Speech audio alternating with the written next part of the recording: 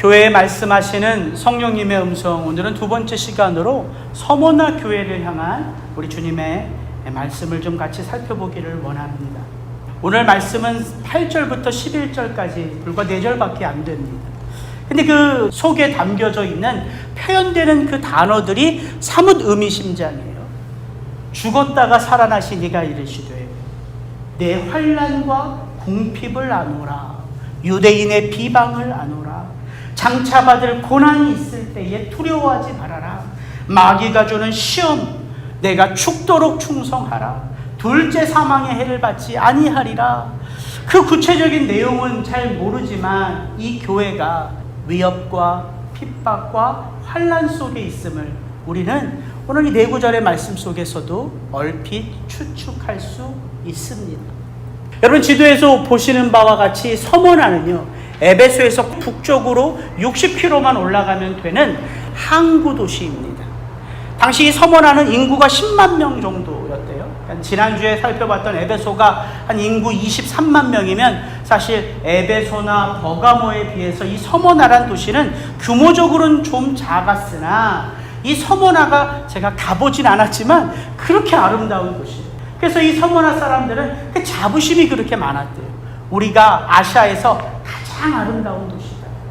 그것도 그런 것이 AD 26년에 로마가 티베루스 황제를 기리기 위한 신전을 세울 때에 11개의 도시들이 경쟁을 했는데 그 중에 뽑힌 도시가 바로 이 서머나 도시였다는 거죠. 그래서 이 서머나는 황제 숭배의 본거지가 되었습니다. 그리고 이 서머나에는 이 소아시아 가운데 유대인들이 가장 많이 모인 유대인 거류지가 있었던 곳입니다. 오늘 이 본문을 보면 유대인의 비방 이런 말 나오잖아요. 유대인들이 그 어떤 것보다 두각을 나타내는 게 뭐죠? 장사잖아요. 서머나의 상권을 이 유대인들이 꽉 쥐고 있었던 거예요. 그래서 이 서머나에는 상인 조합인 길드가 잘 발달되어져 있어서 매년 몇 차례씩 황제와 또 우상에게 제사를 드림으로 이 서머나 지역이 번성할 수 있도록 이 제사를 많이 지냈어요. 특별히 유대 크리스천들은 이 제사에 참여했겠어요? 참여하지 않았겠어요? 참여하지 않았죠. 그래서 길드에 가입하지 않은 채로 장사를 한다는 게 얼마나 어려운 것인지를 알 수 있는 거죠. 그래서 이 서머나에 있는 유대 그리스도인들은 외적으로 동족인 유대인들에게 비방을 받고 또 장사치들은 이 상업조합인 길드에 가입하지 않아서 힘들게 하루하루를 연명하면서 그들의 믿음을 지켜야 했던 곳이라는 거예요. 지난주에 살펴봤던 에베소 교회는 어떤 교회입니까? 이 교회에 하나님의 놀라운 기적이 나타나서 당시 에베소에 있는 마술을 하는 자들이 은 5만 원어치나 되는 이 마술책들을 다 가지고 와서 불에 태울 정도로, 그리하여 주의 말씀이 힘이 있어 이 도시에 영향력을 미쳤더라. 이게 에베소 교회였다면 이 서머나 교회는 전혀 다른 모습이에요. 여러분, 에베소 교회는 주의 말씀이 힘이 있어서 에베소 전 지역에 영향력을 미치는 교회였어요. 뛰어난 믿음의 선배들이 하나님의 말씀을 가르침으로 진리에 굳게 서서 믿음의 전통을 세워가는 교회였다면 서머나 교회는요, 여러분, 서머나 교회 누가 세웠는지 아세요 혹시? 서머나 교회 언제 세워졌는지 아세요? 성경에 여기 한 군데 나옵니다. 이 서머나 교회는 세상에 미치는 영향력은 둘째치고 내가 성도로서 존재하는 것도 힘에 겨워 어려웠던 교회라는 거예요. 근데 참 재밌는 게 하나님이 이 마지막 때에, 종말의 때에 일어날 일들을 우리가 그렇게 잘 알고 있는 예루살렘 교회나 안디옥 교회나 고린도 교회나 골로새 교회나 이런 교회들이 아니라 성경에는 이 요한계시록 2장에만 나와 있는 서머나, 버가모, 두아디라, 사대, 빌라델비아, 라우디아 교회에게 메시지를 주셨다는 거예요.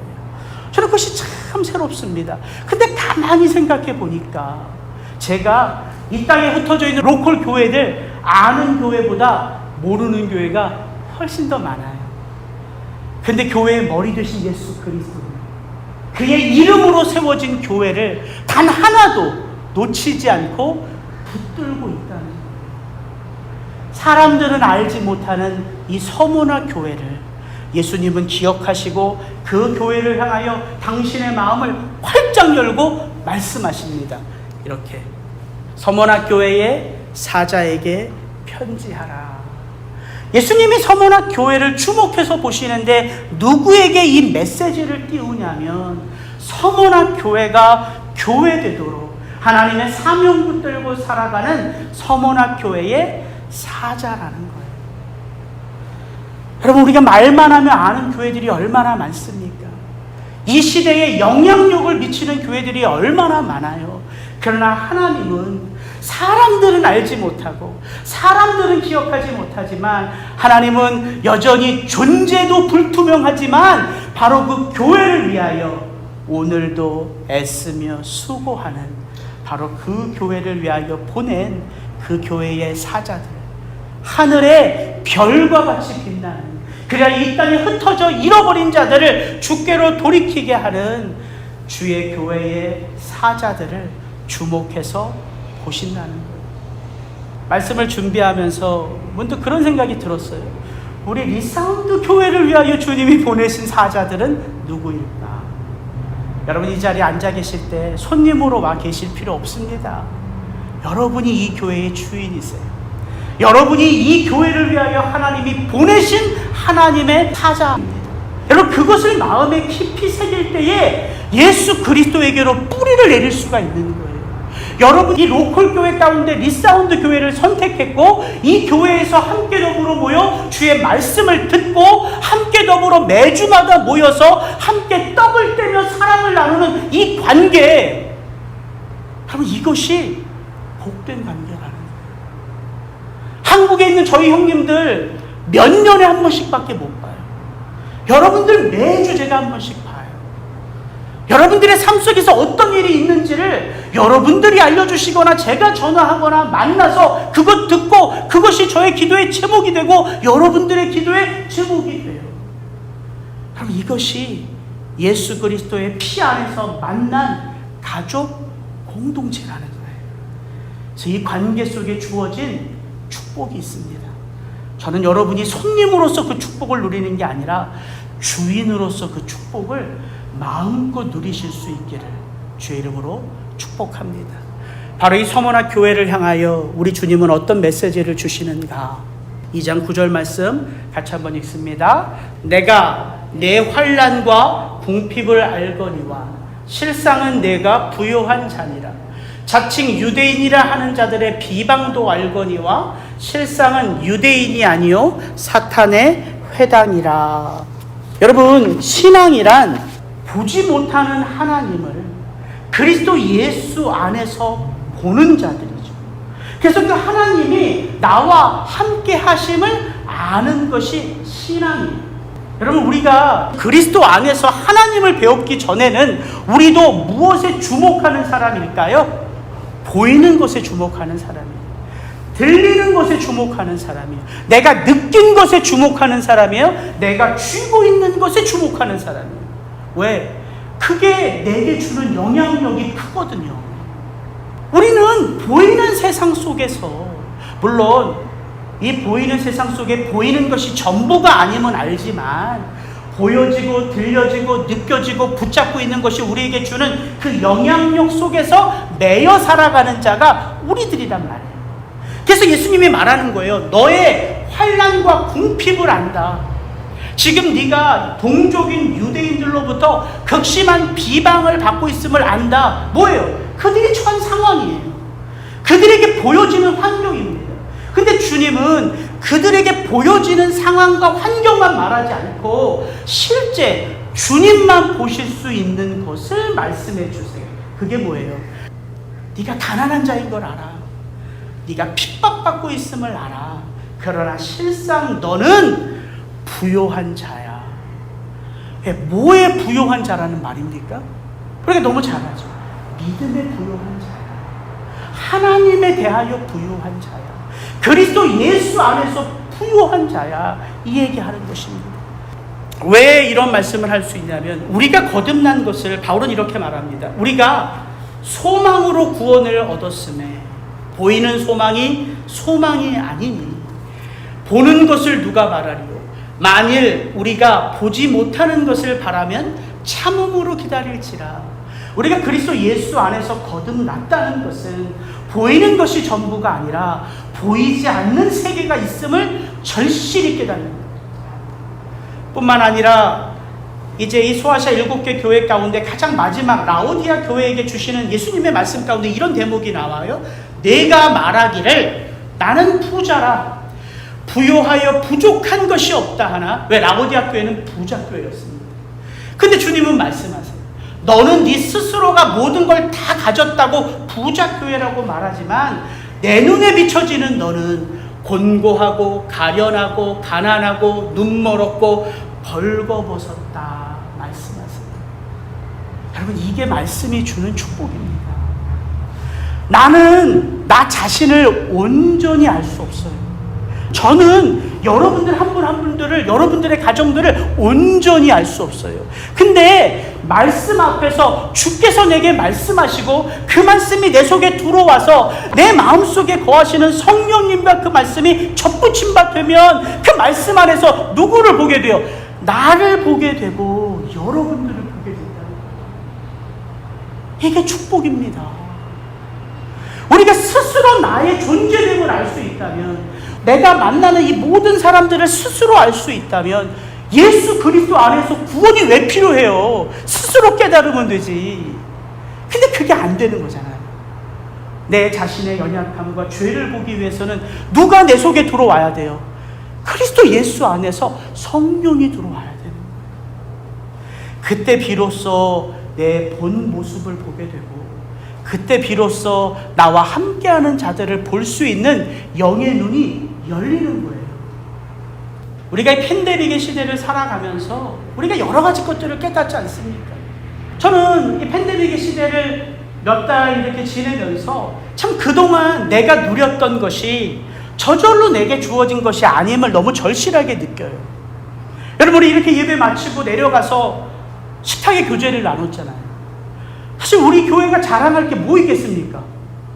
그 여러분들이 매주마다 해오시는 그 반찬, 그 풍성한 반찬, 어느 교회에서 그런 걸 경험했겠어요? 제가 이전까지 섬겼던 교회는요, 국밥에 김치 한 그릇이 전부였어요. 그 돈 내고 사 먹을래도 그거 못 사 먹는 그런 거 아닙니까? 이민사회에서. 근데 그것이 그냥 우리에게 주어진 자연스러운 축복인 줄 알았던 거죠. 우리 권사님들이 조금만 수고하면 뚝딱하고 나올 수 있는 것이라고 알았던 거죠. 근데 그런 게 아니었어요. 모여서 예배하는 이거 그냥 주일날 시간 되면 내가 내 발걸음이 성하면 움직여서 예배할 수 있는 거라고 알았지만, 모이고 싶어도 모일 수 없는 때가 있음을 우리는 알았죠. 그리고 또 하나, 우리가 이 팬데믹의 시대를 살아가면서 뭘 경험합니까? 내 속 사람이 이렇게 연약한가? 내 속 사람의 민낯이 드러나는 것들을 목사로서 너무 많이 경험하더라고요. 죽음이라는 게 이렇게 내게 가까이 있었던 것이구나. 전에는 알 수 없었어요. 근데 이번 사태는 연로하신 우리 어머님이 걱정이 되고, 어린 우리 두 딸이 걱정이 되고, 간호원으로 일하시는 우리 성도님들이 걱정이 되고, 이건 제 안에 있는 실체였어요. 두려움이라는 게 이렇게 나를 덮고 있었구나. 이런 어려움에 들어가니까 내 속사람의 민낯이 드러나더라고요. 그래서 제가 뭘 깨달았냐면, 그래서 바울이 저렇게 속사람의 강건함에 대하여 이야기하고 있었구나. 이 말씀 제가 읽어드리겠습니다.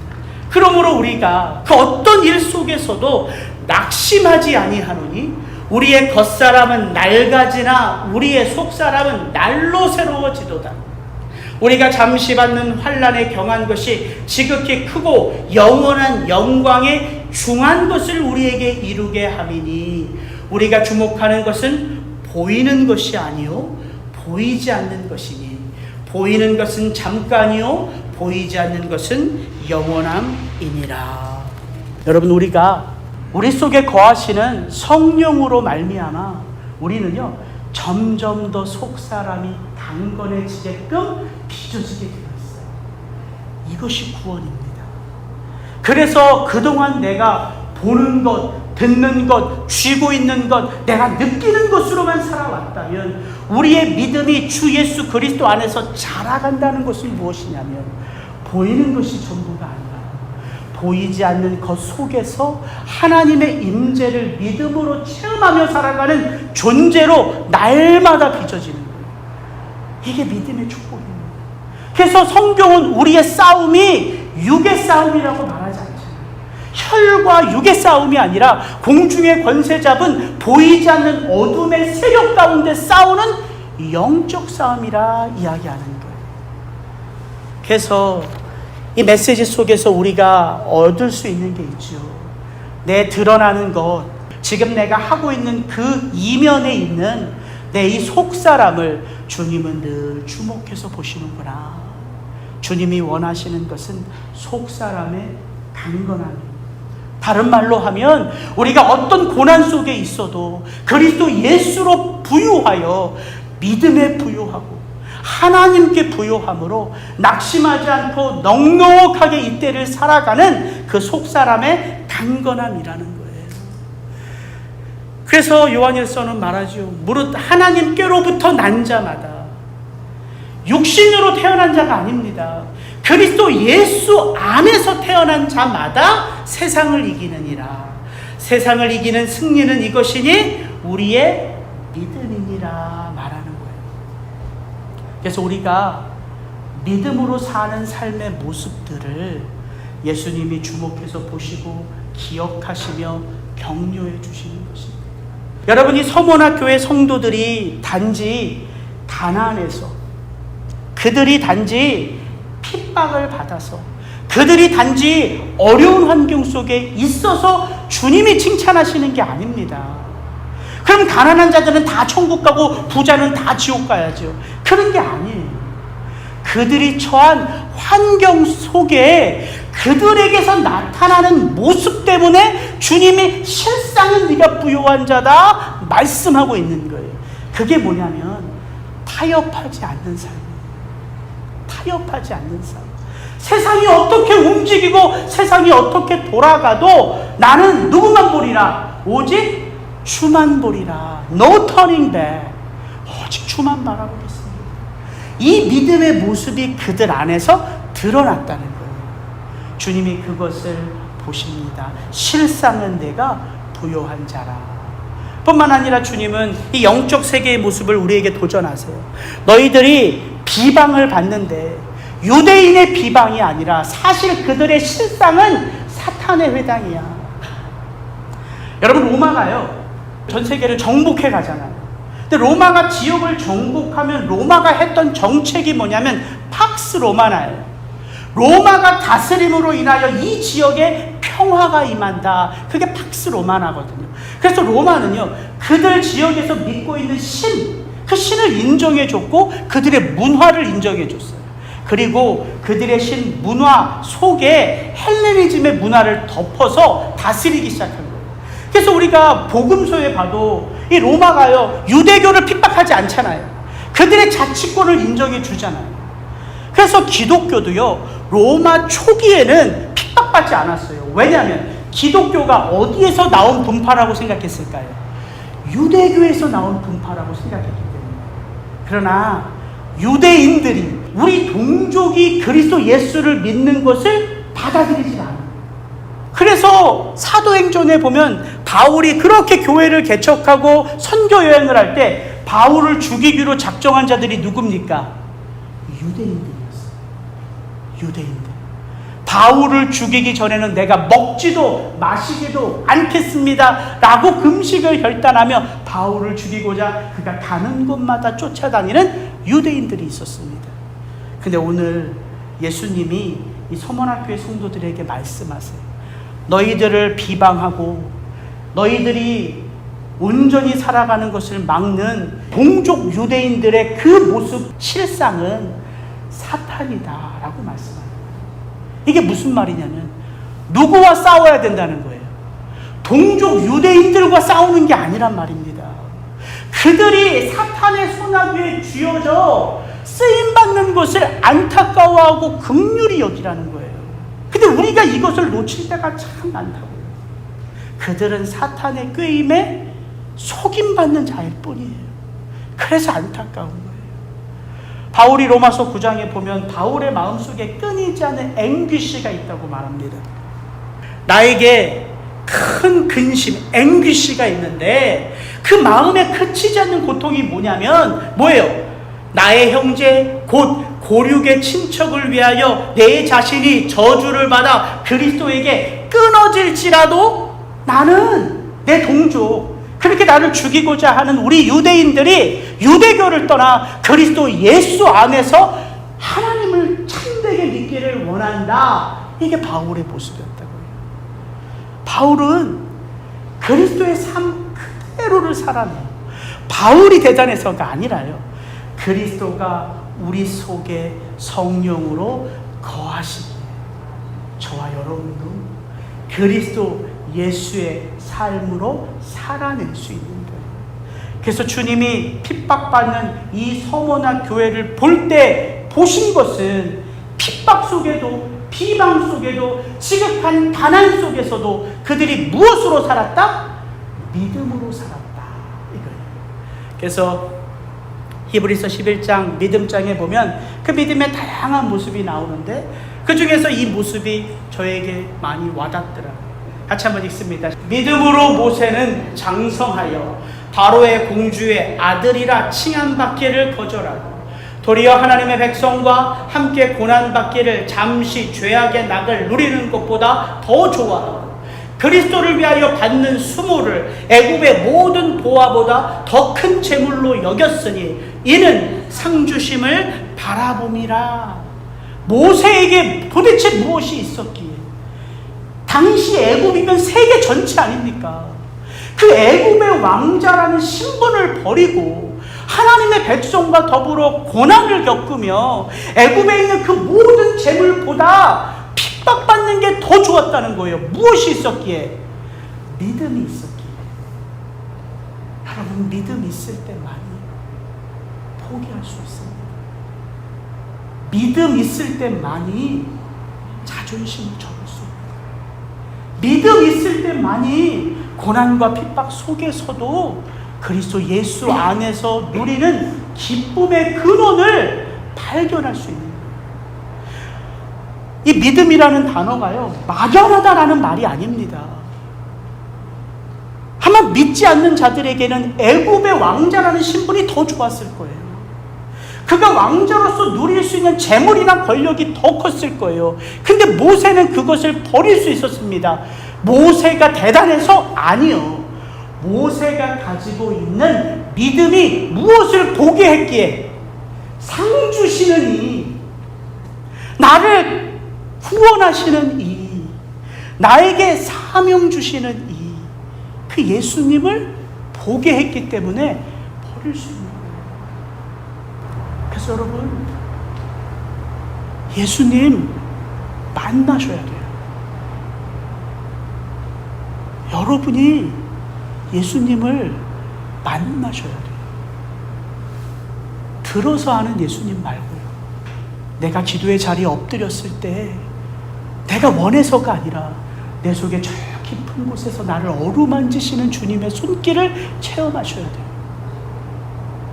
다급한 가운데에 하나님이라고 불렀을 때에 내 속에서 나도 알게 모르게 무엇인가 훑고 솟아올라서 이 상황 속에서도 내가 이겨낼 수 있을 것 같은 그 믿음 주시는 그 예수님을 만나셔야 돼요. 이거는 들어서 할 수 있는 게 아닙니다. 체험하는 거예요. 근데 누구도 그 이름을 부르면 외면하지 않는다고 성경이 말하잖아요. 그래서 보라, 지금이 구원받을 은혜의 날이다 라고 말하는 거예요. 그 어떤 죄를 지었어도 그 예수 이름 믿고 그 예수의 이름을 부르면 친히 찾아가서 내가 너와 함께 먹고 마시리라. 여러분, 우리가 예수 떠나 있으면요 아무것도 할 수 없습니다.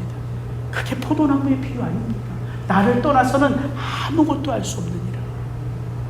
지금 이 서머나 교회는 바로 믿음으로 그 예수 붙들고 있는 거예요. 그것이 존귀한 신앙입니다.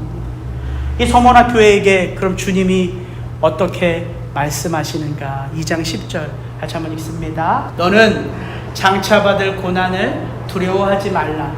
볼지어다 마귀가 장차 너희 가운데서 몇 사람을 오게 던져 시험을 받게 하리니 너희가 10일 동안 환난을 받으리라. 내가 죽도록 충성하라. 그리하면 내가 생명의 관을 내게 주리라. 목사들이 하기 어려운 설교가 뭐냐면 이 말씀을 읽는데 이 말씀 안에서 나 자신을 비추어 봤을 때 도대체 이 말씀과 내가 너무 괴리감이 있어요. 이런 거 설교하기가 어려워요.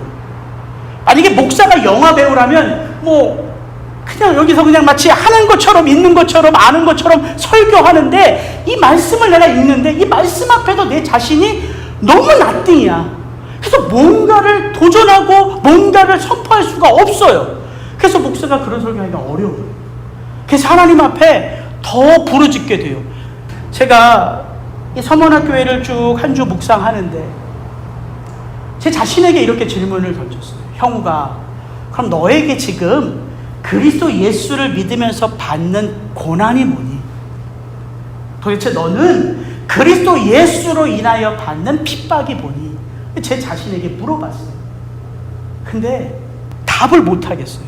제가 오직하면 제 아내에게 여보 내가 이번 주 서문학교에 설교를 하는데 사실 내가 예수 믿는 것 때문에 당하는 핍박과 억울함과 비방과 고난이 뭘까?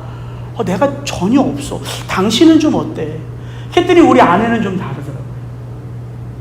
당신이 세상에서 돈을 안 벌어봐서 당신은 잘 몰라. 당신은 성도님들 속에서 사니까 아마 당신은 모를 거야. 그러면서 저 사람이 이제 회사에서 그리스도인이기 때문에 당하는 억울함이나 이런 것들을 좀 얘기해 주더라고요. 그러나 여전히 설교가 어려워요. 왜냐하면 제가 이 서문학 교회를 잘 몰라요. 다만 서문학 교회를 고증한 학자들의 내용을 읽고 그것을 통해서 서문학 교회 당시에 상황이 이랬겠구나. 그 학자들의 글을 통해서 추정할 수 있는 거죠. 근데 적어도 이런 나보다는 훨씬 더 이 사람들은 예수 믿는 게 실제였다는 거죠. 예수 믿는 거 드러나면요, 내가 죽거나 자녀들이 죽어요. 상인조합에 가입하지 않고 장사를 하다가 그 길드 조직에 걸리잖아요. 내가 가지고 있는 이 장사 모든 거 뺏겨요. 이게 서문학 교회예요. 근데 그런 서문학 교회에게 예수님이 주시는 마지막 권면이 뭐냐면 너 잘했다. 내가 네 환난과 궁핍을 아는데 내가 다 역전시킬 게가 아니라. 만약에 그런 메시지였다면 그래도 제가 설교할 수 있을 것 같아요. 근데 오늘 이 서머나 교회에게 주신 마지막 권면의 메시지는 그런 게 아니에요. 이제 더 큰 고난이 있을 거야. 이거예요. 너에게 환난이 닥치는데 이 환난은 네가 지금까지 경험했던 것보다 더 어려운 환난이에요. 그리고 저기 죽도록 충성하라는 말은 죽을 힘을 다내 충성해 이런 의미도 있지만 저 헬라어 원어의 의미를 보면 이런 거예요. 죽음으로 충성해 이거예요. 여러분 서문학교의 성도라면 여러분이 억울하지 않겠습니까? 그 영광 바라본다고 예수 믿기 시작하는데 예수 믿음과 동시에 모든 것 뺏기고 모든 것 잃고 내가 이제 죽음 앞에 화형당한다고 생각하면 어떻게 예수님이 이런 말씀을 하실 수 있을까? 이런 마음 들지 않겠어요? 그래서 제가 이 메시지를 다시 읽어보는데 처음 말씀, 서머나 교회의 사자에게 편지하라. 그리고 예수님이 당신을 이렇게 묘사해요. 처음이며 마지막이요 죽었다가 살아나신 이가 이르시되. 이게 제 안에 새롭게 들어오더라고요.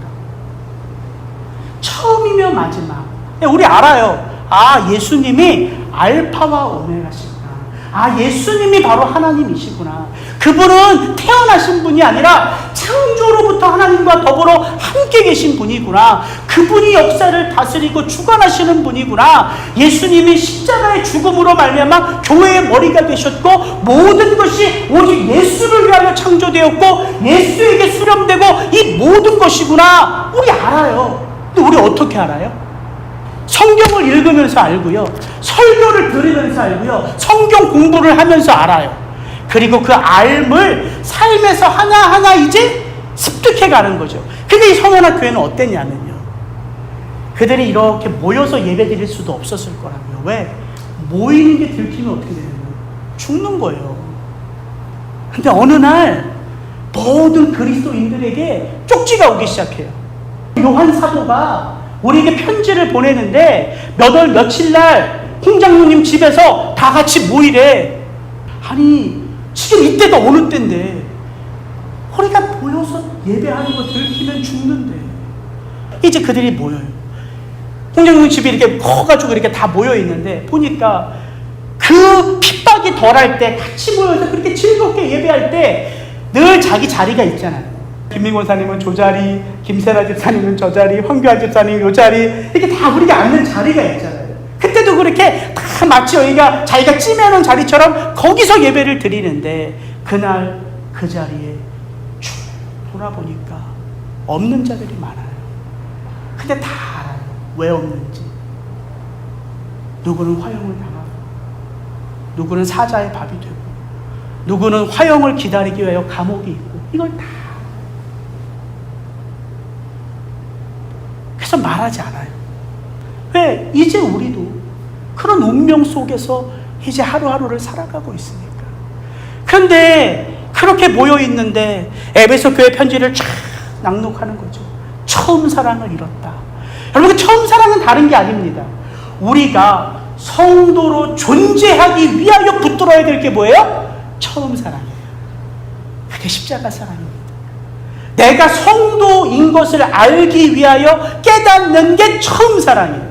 그래서 그 처음 사랑을 깨달으면 처음 행위가 나오지 않을 수가 없는 거예요. 그 감격 때문에.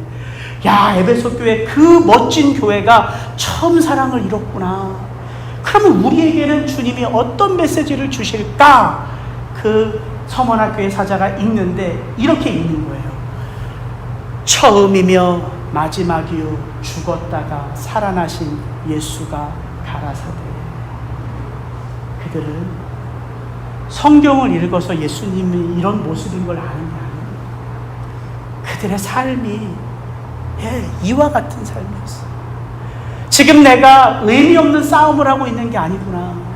내 옆에 보이지 않는 자들이 의미 없이 죽음을 당한 게 아니구나.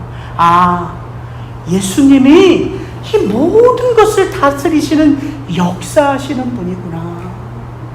여러분, 하나님의 섭리가요, 하늘에서 이루어진 것 같이 땅에서 이루어지는데 어떻게 이루어져요?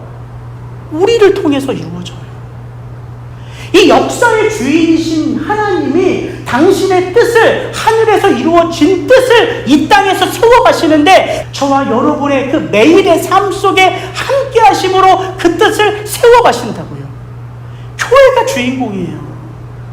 근데 그 예수님이 어떤 분이시냐면 바로 나를 위해서 죽었다가 살아나셔서 우리 교회의 머리가 되셨다. 그들은 이 한마디 말만 들어도 눈물이 툭툭 떨어졌을 거예요. 그렇지. 예수님은 서머나교회 성도들에게 너희들 죽도록 충성해 뒤에서 뒷짐지고 도망가시는 분이 아니라 서머나교회를 위하여 그가 죽도록 충성하며, 아니 죽음으로 충성하며 산 증인이 되셨다는 거예요. 그래서 제가 마음에 와닿는 게 뭐냐면 7개 교회에게 편지를 보내시는 분은 한 분 예수 그리스도예요. 근데 그 예수 그리스도를 묘사하는 내용은 7개예요. 뭘까요? 저와 여러분이 지금 처한 상황들이 달라요. 지금 저와 여러분이 살아가는 삶의 모습이 달라요. 우리가 짊어지고 가는 짐의 무게가 달라요. 근데 예수님은 어떻게 우리에게 다가오시는 거예요? 바로 내 문제, 내 짐, 내 삶의 환경, 이것을 다 알고 계심으로 우리에게 말씀하시는 거예요. 어떻게 우리의 마음이 열리지 않을 수 있겠습니까? 그래서 제가 알겠더라고요. 도대체 예수님이 이 서머나 교회를 향하여 주신 메시지가 두 가지예요. 두려워하지 말아요. 두려워하지 마. Do not fear. 두려워하지 마. 예, 8절에 그 의미가 다 있죠. 모든 것을 섭리하시는 분이 누구시기 때문에? 그리스도 예수시기 때문에. 그가 알파와 오메가시기 때문에 그의 손으로 창조하셨기에 그의 손으로 창조된 것을 마무리하시는 분이기에 지금 너희가 어떤 고난 속에 있어도 뭐하지 않을 수 있어요. 우리가 두려워하지 않을 수 있는 거예요. 두려워하지 마. 여러분, 어저께 로마서 5장 1절부터 11절까지 어제 생명의 삶 본문이었습니다. 제일 많이 나온 단어가 뭔지 아세요? 1절부터 11절까지 제일 많이 나온 단어가 있어요. 제가 그것을 문터 체크하다가 너무 웃겼어요. 말미암아라는 단어가 제일 많이 나와요. 말미암아. 그리스도 예수로 말미암아. 그로 말미암아. 그의 피로 말미암아. 그로 말미암아. 그의 성령으로 말미암아. 화목케 하신 그리스도 예수로 말미암아. 말미암아가 제일 많이 나와요. 그러니까 말미암아를 통해서 우리가 어떻게 됐다는 거예요? 죄인이었던 우리가요, 하나님과 화평을 이루었대요. 죄인이었던 우리가 하나님의 자녀로 살아갈 수 있대요. 죄인이었던 우리가 고난 중에도 환난 중에도 기뻐할 수 있고 즐거워할 수 있대요. 왜? 그로 말미암아 존재된 게 나니까. 그로 말미암아요. 그로 말미암아. 두려워하지 마. 이거 알 수 있다고. 왜? 나는 그로 말미암아 빚어져가고 그로 말미암아 존재하고 그로 말미암아 그와 같이 될 존재이기에 그분이 말씀하시기를 형우가 두려워하지 마. 이게 내 속에 새겨질 수 있는 거예요. 왜 교회가 핍박 속에 있어야 되는가? 당연하죠.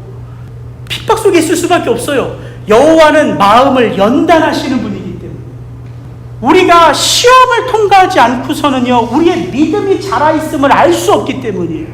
이번 한 주간 우리 다은이에게 얘가 너무 집에서 오락만 하고 노니까 제가 책 한 권을 사가지고 수학 매스를 시키는데 하루 10페이지씩 풀게요. 그리고 금요일날 드디어 거기 미드 테스트가 있어서 테스트를 시켰어요. 테스트를 시키니까 뭘 알아요? 다은이의 위치를 알아요. 다은이가 89개의 문제 가운데 6개 틀렸어요.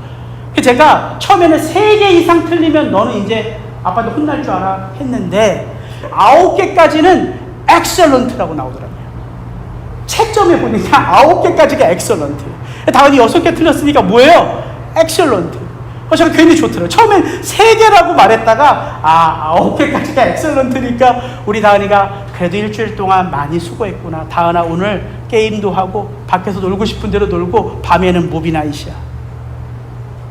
왜 성도가요, 믿음의 테스트가 필요하냐면, 여러분, 우리가 시험이 아니고서는요, 환난이 아니고서는요, 우리가 하나님이라는 존재와 가까이 붙어 있을 수가 없어요. 여러분, 잘 생각해 보세요. 여러분의 삶 속에 아무 일도 일어나지 않으면 여러분이 예수의 이름을 부르겠냐고요. 믿음이 성숙해진다는 말은요, 이런 게 아닙니다. 예수님, 저도 이제 예수님에게 배울 만큼 배웠습니다. 주님이 저에게 다 가르쳐 주셨으니까 이제 저도 어느 정도 성숙했으니까 이제 독립하겠습니다. 이게 믿음의 성숙이 아니라고요. 믿음의 성숙은 독립이 아니라 젖붙임이에요. 우리가 믿음 없을 때는 온전히 젖붙어 있지 못해요. 왜? 우리는 자꾸 떨어지려고 하거든요. 그나마 예수님이 붙잡아 주시기 때문에 성도로 존재하지, 우리 계속 떨어지려고 한다고. 근데 여러분, 믿음이 성숙하면 성숙할수록 어떤 일이 일어날까요? 우리와 예수님이 딱 붙는 거예요.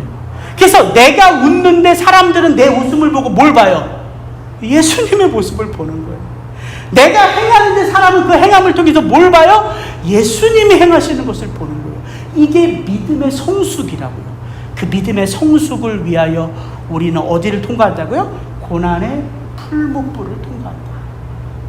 고난의 풀무불. 두 번째, 죽도록 충성하라. 이것이 참 불편했거든요, 설교하기가.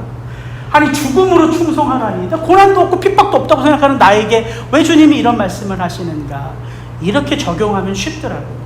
저 죽도록 충성하라가 영어 성경으로 보면 믿음과 충성, 신실함 다 같은 단어예요, 헬라어로. 이렇게 돼 있어요. Be faithful. 이거예요. 그래서 죽도록 충성하라를 이렇게 패러프레이즈 할 수 있어요. 신실하라. 신실하라. 우리 가운데는요, 예상치 못한 삶의 어려움으로 인하여 하루하루가 정말 천국과 지옥을 오가는 분들이 있습니다. 그런 분들에게 주님이 죽도록 충성해, 이 말은요, 대단한 거 하라는 게 아니에요. 그 자리에서 예수의 이름 버리지 마, 이거라고 해요. 우리 가운데는요, 정말 돌아오지 않는 자녀들, 남편으로 인해서 꾸준히 끊임없이 기도하시는 분들이 있어요. 그분들에게 죽도록 충성하라는 다른 게 아니에요. 기다려줘. 조금 더 기다려줘. 다른 거 아닙니다. 말씀은 어렵지 않아요. 기다려줘. 저와 같이 예수 믿는 게 너무 좋고 아무 고난도 핍박도 없는 것 같다, 저와 같은 자들에게 저 죽도록 충성하라는 건 어떻게 적용할 수 있냐면, 마음껏 누려. 너 그렇게 예수 믿으면서 고난도 없고 핍박도 없다 그러는데 왜 예수님 믿으면서 얼굴은 죽을 상이야? 이렇게 제게 적용이 되더라고요. 아, 그렇구나. 내가 핍박 없고 고난 없고 도대체 핍박은 뭘까? 이거 고민할 게 아니라, 고난도 없고 핍박도 없으니까 이 목회하면서 어떻게 하라는 거예요? 즐겁게 하라는 거예요. 즐겁게. 우리 아내가 항상 저한테 이렇게 얘기해요. 당신이 하는 게 주일날 설교 한 편밖에 없는데 왜 온갖 인상 쓰고 있냐고. 기쁘게 하라고, 기쁘게. 아, 그렇구나. 신실하라라고만 생각하면 내게도 적용할 수 있는 메시지가 있구나. 여러분, 내가 그냥 지금 나에게 주어진 이 자리를 순전하게 지키는 게 얼마나 위대한지를 제가 그걸 생각하니까 알겠어요. 하나님이 인간을 제일 늦게 창조하셨어요. 마지막에. 왜일까요? 인간이 하나님의 마음속에 제일 늦게 있었을까요? 아니요. 인간이 하나님의 마음속에 제일 먼저 자리 잡고 있었어요. 그래서 사랑하는 내 아들, 내 딸에게 가장 좋은 곳으로 만드시고 창조하셨어요. 에덴 동산. 기쁘게 누리면 돼요. 근데 죄가 들어오죠. 하나님이 출애굽을 하고 이스라엘 백성들에게 그 출애굽을 한 다음에 구원은 이런 거야. 그래서 기쁘게 그들과 언약을 맺으실 때 어떤 일이 일어났어요? 예, 밑에서 사람들이 송아지 만들었어요. 하나님이 그것도 다 용서하시고 니네들이 광야를 걸어가면서 너희들에게 있어야 할 건 다른 게 아니라 제사야. 왜? 죄를 씻어야지만 하나님의 백성으로 계속 걸어가니까. 그래서 율법의 제일 많은 부분이 제사법이에요. 하나님이요, 하늘에서 불을 내리시고 아론과 그의 아들들 나답과 아비후에게 옷을 다 지어 입히시고 첫 번째 제사를 지냈습니다. 그리고 나서 어떤 일이 일어났냐면, 나답과 아비후가 하나님이 명하지 않는 다른 불을 들여서 죽어요. 약속의 땅에 들어갔죠. 여리고성을 무너뜨리며 하나님의 임재를 체험합니다. 그 다음 아이성에서 어떤 일이 일어납니까? 아간의 죄가 드러나요. 성령이 오셔서 교회가 잉태되었습니다. 그랬더니 교회에 어떤 일이 일어나요? 아나니아와 삽비라의 죄가 드러나요. 와, 그렇구나. 내가 목사로서 기쁘게 목회하는 게 대단한 일이구나 알겠더라고요. 고난이 있으면 인내하시면 돼요. 고난과 핍박 없다고 생각하시면 여러분 예수 믿는 기쁨을 즐거워하시기를 축복합니다. 그게 이 서문화 교회에 주신 메시지예요. 같이 기도하겠습니다.